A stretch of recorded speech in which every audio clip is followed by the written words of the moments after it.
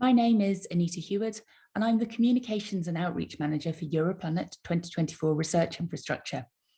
I'm here today to talk to you about the Europlanet Evaluation Toolkit. My colleague Jen DeWitt is going to give you a brief introduction to the toolkit, how we came up with it, and the basics of evaluation. Then I'm going to talk you through the tools themselves, and we're going to work through an example of thematic coding to show you how you can take your analysis to the next level and get the most out of the evaluation data that you collect. Most of us that work in outreach and communications know that evaluation is something we should be doing, but we don't always know how to go about it. When we asked outreach providers in our community their thoughts about evaluation, they came up with words like scary, also helpful, but complicated. It was to make evaluation a bit more accessible and approachable that we came up with the idea of the Europlanet Evaluation Toolkit. The idea with the toolkit was to provide a resource for people delivering outreach who needed to also evaluate it, that didn't either require some sort of extensive background in social sciences, but rather were things that had been well designed enough that someone could pick them up, use them, and then get some useful feedback. And also, really importantly, that they didn't detract from the outreach experience or the activity itself, that it sort of fit in with what was happening anyway. And we provided lots of additional resources in the toolkit to help outreach providers sort of select what might fit best with the kind of activity they were giving as well. So providing that additional layer of support as well, rather than simply a set of tools. It has you thinking about who's your audience. Are they primary school students, secondary? Are they adults? Is it the general public? And then the kinds of activity that you might be engaging in. Is it sort of a drop-in, like at a festival, or you've got a booth at something, demonstration at a planetarium? Is it an interactive workshop? Is it sort of an ongoing series of things, like an astronomy club, for example? Is it just a lecture, presentation, or even is it something that's happening online? And then there's tools that might be used with any of those particular audiences, with the activity types, and then whether it's for use during the event or at the beginning or end or at the end. So you can kind of think about, oh, I'm doing a drop-in activity for the general public, and it's, and I want to do something kind of during an event, and you can kind of put that together and see what tool might be suited for that, and read a quick description. And if you think, oh, that, I'll look into that further, then you can go and get a lot more details in the sort of further down in the toolkit. So now I'm going to give you a whistle-stop tour of the tools. Some of them are really simple, and for many of them, you can just take a photo of the result and put that in your report without necessarily having to take a lot of time to process or analyze the data. The first tool is a physical ranking scale, where you ask your audience to stand along a line showing their level of experience or their attitude to something. It can work particularly well with kids and can be a good way of generating discussions in groups or between participants. Graffiti walls are a simple way of collecting simple feedback through words or drawings on post-it notes. Mentimeter is an online tool that enables you to get a wide variety of data from participants during live presentation through polls, simple questionnaires, or multiple choice options. A limited version is free, and there are other similar tools out there too. Palm on chest is a more private alternative to asking people to put up their hands, particularly in lecture-style seating with people sitting in rows. Yes is an open palm on your chest. No, closed fist, something in between, maybe. Geolocation maps, you ask people to stick a dot on the map to show where they've come from. Not only is this fun and decorative, but it's also GDPR compliant. Snapshot interviews are informal interviews of 3 to 4 focus questions, lasting a couple of minutes maximum. Pre-post quizzes, you ask people the same questions at the beginning and at the end of an event to see if you've been successful in getting across key information. With pebbles in a jar, you ask people simply to drop a bead or a pebble in a jar on their way out in response to a simple question like, would you do this activity again?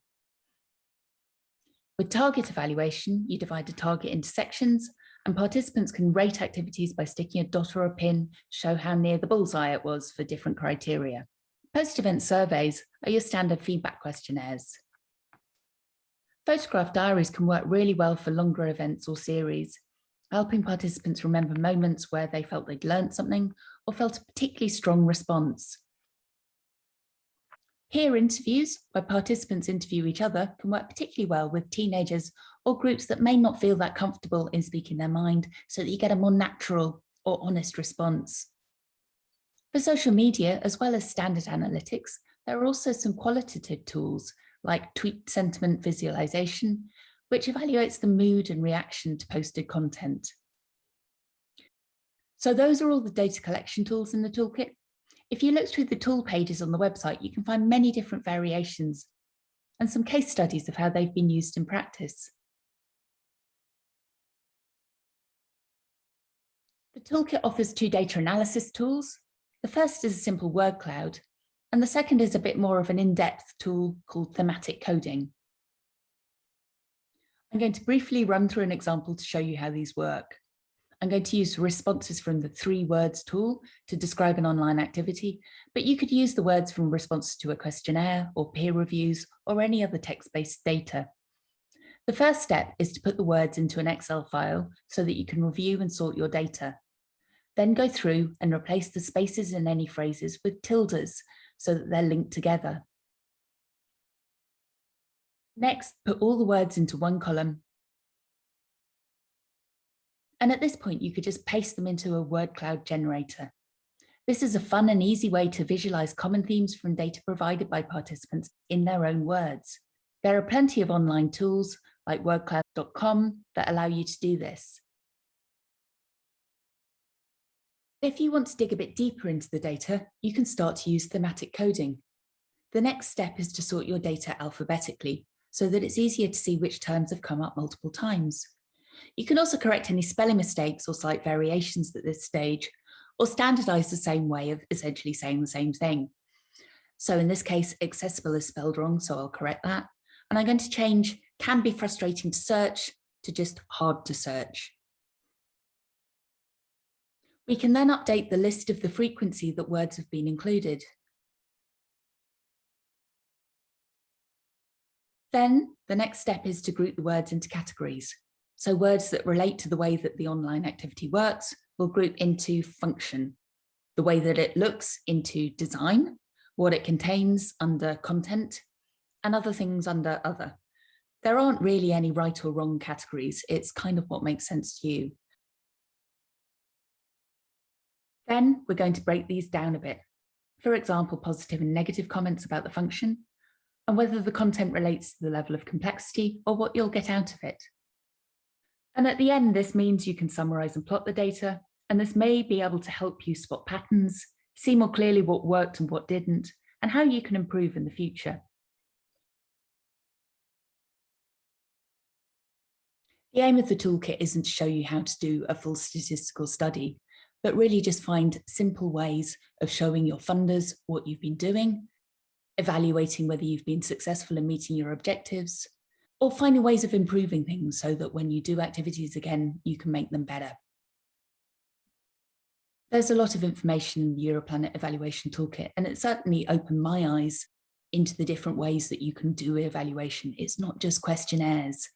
I'd like to thank particularly Jen DeWitt and Karen Bultitude and all of the people that supported us in our initial consultations. If you have case studies, if you have questions, we'd love to hear from you. Please look online at Europlanet Evaluation Toolkit. The link is here. Many thanks. The Europlanet Evaluation Toolkit has received funding from the European Union's Horizon 2020 Research and Innovation Programme under the grant agreement number 871149, Europlanet 2024 Research Infrastructure, and 654208, Europlanet 2020 Research Infrastructure.